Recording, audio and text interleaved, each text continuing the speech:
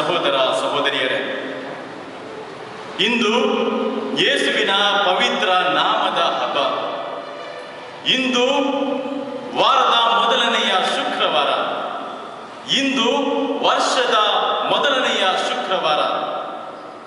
ದೇವ ಪದವಿಯ ತ್ಯಜಿಸಿ ದೀನ ಮಾನವನಾಗಿ ಧರೆಗೆ ಬಂದ ಯೇಸು, ನಾನು ನಿಮ್ಮೊಡನೆ ಸದಾ ಇರುತ್ತೇನೆ, ಇಮ್ಮಾನುವೇಲ್ ಎಂದು ಹೇಳಿದಂತಹ ದಿನ. ಇಂದು ಆ ಪವಿತ್ರ ಹೃದಯದ ಹಬ್ಬವನ್ನು ನಾವು ಆಚರಿಸ್ತಾ ಇದ್ದೇವೆ. ಕಷ್ಟಪಡುವವರೇ ಮತ್ತು ಹೊರೆ ಹೊತ್ತಿರುವವರೇ, ನೀವೆಲ್ಲರೂ ನನ್ನ ಬಳಿಗೆ ಬನ್ನಿರಿ, ನಾನು ನಿಮಗೆ ವಿಶ್ರಾಂತಿ ಕೊಡುತ್ತೇನೆ.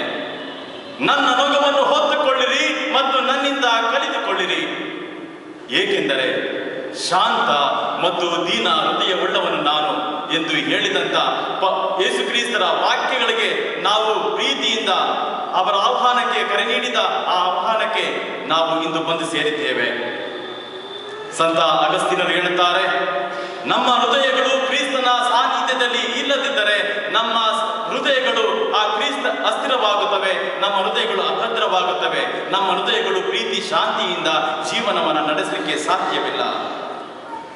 ಆದುದರಿಂದಲೇ ನಮ್ಮ ಪ್ರಾರ್ಥನೆ ಇಂದು, ಶಾಂತ ಹೃದಯರು ಮತ್ತು ದೀನ ಹೃದಯವುಳ್ಳವರು ಆದ ಯೇಸುವೆ, ನಮ್ಮ ಹೃದಯವನ್ನು ನಿಮ್ಮ ಹೃದಯದಂತೆ ಮಾಡ ಕರುಣಿಸಿ ಎಂಬುದೇ ನಮ್ಮ ಪ್ರಾರ್ಥನೆಯಾಗಿದೆ.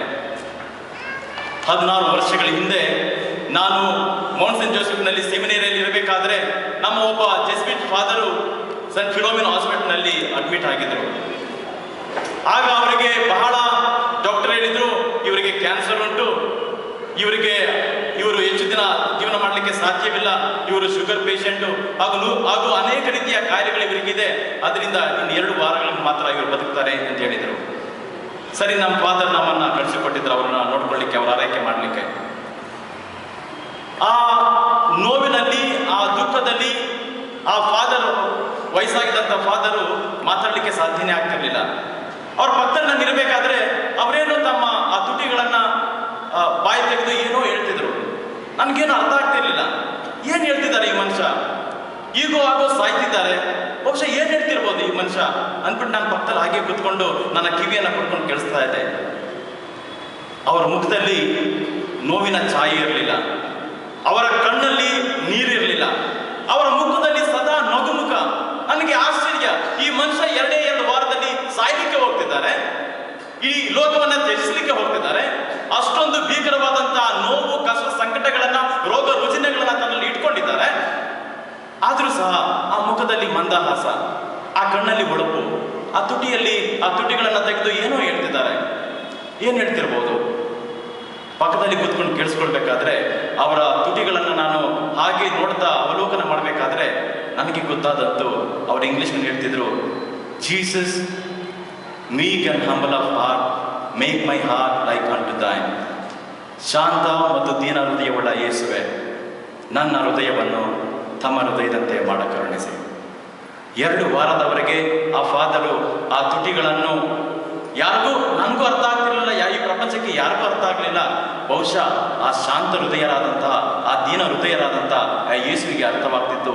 ಅದರಿಂದ ಅಷ್ಟು ಶಿಲುಬೆಗಳನ್ನ ಹೊತ್ಕೊಂಡಿದ್ರು, ತಾನು ಈ ಲೋಕವನ್ನು ತ್ಯಜಿಸಿ ಹೋಗ್ತೇನೆ ಅಂತ ಗೊತ್ತಿದ್ರು ಸಹ ಆ ಯೇಸುವಿನ ದೀನ ಹೃದಯದೊಂದಿಗೆ, ಶಾಂತ ಹೃದಯದೊಂದಿಗೆ ವಿಲೀನವಾದಂತಹ ಆ ಫಾದರವರ ಹೃದಯ ಯಾವಾಗಲೂ ಸಂತಸದಿಂದ, ನಗುಮುಖದಿಂದ ಇತ್ತು.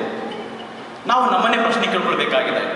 ನಮ್ಮ ಜೀವನದಲ್ಲಿ ಸಮಸ್ಯೆಗಳು ಬಂದಾಗ, ಕಷ್ಟಗಳು ಬಂದಾಗ, ನೋವಿನ ಸಮಸ್ಯೆಗಳಲ್ಲಿ ನಾವು ಆ ಭೀಕರ ಸುನಾಮಿಯಲ್ಲಿ ನಾವು ಹೊರಲಾಡಿದಾಗ ನಾವು ಯಾರನ್ನ ಕರೀತೇವೆ? ಶಾಂತ ಹೃದಯರು, ದೀನ ಹೃದಯವುಳ್ಳ ಆದ ಯೇಸುವೆ, ನನ್ನ ಹೃದಯವನ್ನು ತಮ್ಮ ಹೃದಯದಂತೆ ಮಾಡ ಕರುಣಿಸಿ ಅಂತ ಹೇಳ್ತೇವೋ? ನಮ್ಮ ಶಿಲುಬೆಗಳನ್ನು ಸಂತಸದಿಂದ ಹೊತ್ತುಕೊಂಡು ಕಷ್ಟಪಡುವವರೇ, ಹೊರಬತ್ತಿರುವವರೇ, ನಿಮ್ಮ ಶಿಲುಬೆಯನ್ನು ಹೊರಲಿಕ್ಕೆ ನಾನಿದ್ದೇನೆ ಎಂಬ ಯೇಸುವಿನ ಆಶ್ವಾಸನೆಯ ಮಾತಿನಂತೆ ಯೇಸುವನ್ನು ನಮ್ಮ ಹೃದಯದಲ್ಲಿ, ನಮ್ಮ ಕುಟುಂಬದಲ್ಲಿ, ನಮ್ಮ ಮನೆಯಲ್ಲಿ ನಾವು ಆಹ್ವಾನಿಸುತ್ತೇವೆಯೋ? ಈ ಪ್ರಶ್ನೆಗಳನ್ನು ನಾವೆಂದು ಕೇಳಿಕೊಳ್ಳಬೇಕಾಗಿದೆ. ಯೇಸುವಿನ ಹೃದಯ ಹೇಗಿತ್ತು? ಯೇಸುವಿನ ಹೃದಯ ಅಪರಿಮಿತ ಪ್ರೀತಿಯಿಂದ ತುಂಬಿದಾಗಿತ್ತು. ಯಾರಾದರೂ ಯೇಸುವನ್ನ, ಸ್ವಾಮಿ ನೀವು ನನ್ನನ್ನು ಎಷ್ಟು ಹೆಚ್ಚಾಗಿ ಪ್ರೀತಿಸ್ತೀರಿ ಅಂತ ಕೇಳಿದರೆ ಅದಕ್ಕೆ ಉತ್ತರ ಆ ಶಿಲುಬೆ ಮೇಲಿದೆ.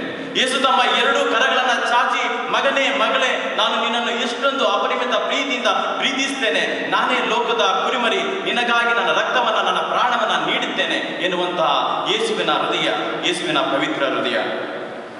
ಆ ಯೇಸುವಿನ ಪವಿತ್ರ ಹೃದಯವನ್ನ ಯಾರು ಮನಗಂಡ್ರೋ, ಯಾರು ಅನುಭವಿಸಿದರೋ ಅವರ ಜೀವನದಲ್ಲಿ ಬದಲಾವಣೆಗಳಾಯಿತು. ಅವರು ಹಳೆ ಸೃಷ್ಟಿಗಳಾಗಿರಲಿಲ್ಲ, ಅವರು ನವೀನ ನವ ಸೃಷ್ಟಿಗಳಾಗಿದ್ದರು. ಯೇಸುವಿನ ಹೃದಯವನ್ನ ತನ್ನ ಹೃದಯದಲ್ಲಿ ಗರ್ಭದಲ್ಲಿ ಧರಿಸಿದಂತಹ ಮಾತೆ ಮರಿಯಮ್ಮನವರು ಕರ್ತರನ್ನ ಸ್ತುತಿಸಿ ಕೊಂಡಾಡಿದರು. ಜೋಸೆಫರು ಆ ಕ್ರಿಸ್ತನ ಹೃದಯದಿಂದ ಪ್ರೇರಿತರಾಗಿ ನೀತಿವಂತರಾದರು. ಸ್ನಾನಿಕ ಯೋವಾನನು ಯೇಸುವಿನ ಹೃದಯ ಮಾತೆ ಮರಿಯಮ್ಮನವರ ಗರ್ಭದಲ್ಲಿ ಇದ್ದುದನ್ನ ಕಂಡು ನೋಡಿ ಕುಣಿದು ಕುಪ್ಪಳಿಸಿದರು. ಎಲಿಸಬೆತಳಾದರೂ ಯೇಸುವಿನ ದೇವರ ಗಾನವನ್ನ ಮಾಡಿದರು. ಆ ಕುರುಬರು ಯೇಸುವಿನ ಹೃದಯವನ್ನ ನೋಡ್ಲಿಕ್ಕೆ ತಮ್ಮ ಕುರಿ ಮಂದಿಯನ್ನ ಬಿಟ್ಟು ಓಡಿ ಬಂದರು. ಜ್ಞಾನಿಗಳು ಮೂರು ದಿಕ್ಕುಗಳಿಂದ ಆ ಯೇಸುವಿನ ಹೃದಯದ ದೀನತೆಯನ್ನ, ಪ್ರೀತಿಯನ್ನ ಆಲಂಗಿಸಲಿಕ್ಕೆ ಬಂದರು. ಮಾತ್ರವಲ್ಲ, ಮೀನಿಡಿದಂತ ಬೆಸ್ತರು, ಸುಂಕ ವಸೂಲಿಗಾರರು ಪ್ರತಿಯೊಬ್ಬರು ಸಹ ಯೇಸುವಿನ ಶಿಷ್ಯರಾದರು. ಜನಸಾಗರವು ಊಟ ನಿದ್ರೆಯನ್ನ ಬಿಟ್ಟು ಯೇಸುವಿನ ಮಾತುಗಳನ್ನ ಕೇಳಲಿಕ್ಕೆ, ಯೇಸುವಿನ ಹೃದಯದ ಮಾತಿನ ಮರ್ಮವನ್ನ ಅರಿಲಿಕ್ಕೆ ಅವರನ್ನ ಹಿಂಬಾಲಿಸುತ್ತಾ ಬಂದರು. ಕುರುಡರು, ಕುಂಟರು, ಕುಷ್ಠ ರೋಗಿಗಳು, ದೆವ್ವ ಹಿಡಿದವರು, ಸಕಲ ರೋಗಿಗಳು ಆ ಹೃದಯವನ್ನ ಮುಟ್ಟಿ ಗುಣಮುಖರಾದರು. ಆ ಯೇಸುವಿನ ಹೃದಯದ ಆತ್ಮದ ಶಬ್ದಗಳನ್ನ ಕೇಳಿಸಿಕೊಂಡಂತಹ ಸತ್ತ ಲಾಜರನು ಪುನರ್ಜೀವವಂತವಾಗಿ ಜೀವಂತನಾದ. ರಕ್ತಸ್ರಾವ ಮಹಿಳೆ ಆ ಹೃದಯದ ಆ ಬಟ್ಟೆಯ ಅಂಚನ್ನು ಮುಟ್ಟಿದಾಕ್ಷಣ ಗುಣಮುಖಳಾದಳು. ಶಿಷ್ಯರು ಯೇಸುವಿನ ಹೃದಯದ ಮರ್ಮವನ್ನು ಕಂಡು, ಮಾತುಗಳನ್ನು ಕಂಡು ಅವರ ಪುನರುತ್ಥಾನದ ನಂತರ ರಕ್ತ ಸಾಕ್ಷಿಗಳಾದರು. ಯೇಸುವಿನ ಬಗ್ಗೆ ಎಲ್ಲೆಡೆ ಪ್ರಚಾರ ಮಾಡಲಿಕ್ಕೆ ಪ್ರಾರಂಭ ಮಾಡಿದರು.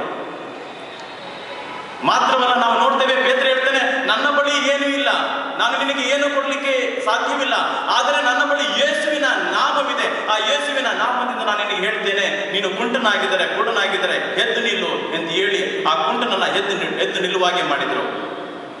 ಯೇಸುವಿನ ಹೃದಯವನ್ನು ಅರಿತಂತಹ ಸೌಲ ಪೌಲನಾದ. ನಾವು ಯೋಚನೆ ಮಾಡಬೇಕಾಗಿದೆ, ನಾವು ಅನೇಕ ವರ್ಷಗಳಿಂದ ಕ್ರೈಸ್ತರಾಗಿದ್ದೇವೆ, ಯೇಸುವಿನ ಹೃದಯವನ್ನ ಅರಿತಿದ್ದೇವೆ, ಯೇಸುವಿನ ಪ್ರೀತಿಯನ್ನ ಅರಿತಿದ್ದೇವೆ.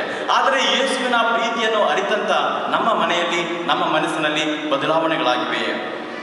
ನಾವು ಮತ್ತೊಮ್ಮೆ ಯೇಸುವಿನ ಹೃದಯಗಳಾಗಿ ನಮ್ಮ ಮನೆಯಲ್ಲಿ ನಾವು ಆ ಯೇಸುವಿನ ಹೃದಯದ ಪ್ರೀತಿಯನ್ನು ನಮ್ಮ ಮನೆಯಲ್ಲಿ, ನಮ್ಮ ಕುಟುಂಬದವರೊಡನೆ ನಾವು ಹಂಚಿಕೊಳ್ಳುತ್ತಿದ್ದೇವೆ.